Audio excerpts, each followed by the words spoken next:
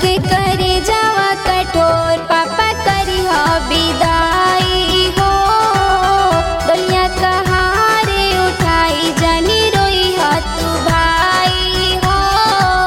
छोड़ी भवनवा के बेटी सुबेरे चली जाई हो।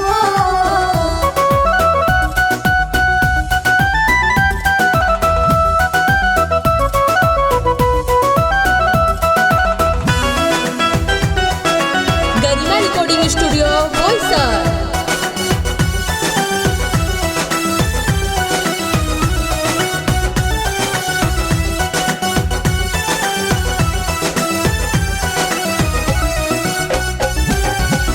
बचपन से पोसी पाली कैला से आन हो।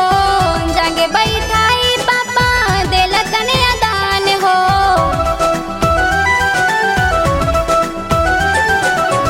बचपन से पोसी पाली कैला से आन हो। जागे बैठाई पापा देला कन्या दान हो।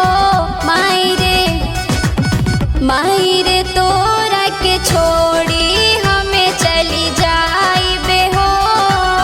कके करे जावा कठोर बाबा करी हो विदाई हो। छोड़ी के गलियन के बेटी सुबेरे चली जाई हो।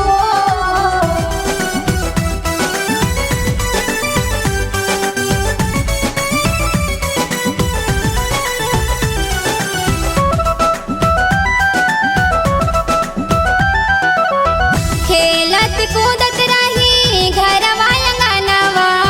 सभे इतना प्यार देला छछने परानवा।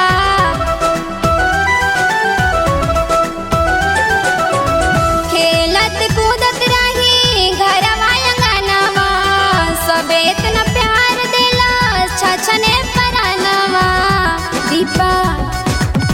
दीपा कहेली हवलदार अबे अवतारो आई हो। कके करे जावा कठोर चाचा करी हो विदाई हो।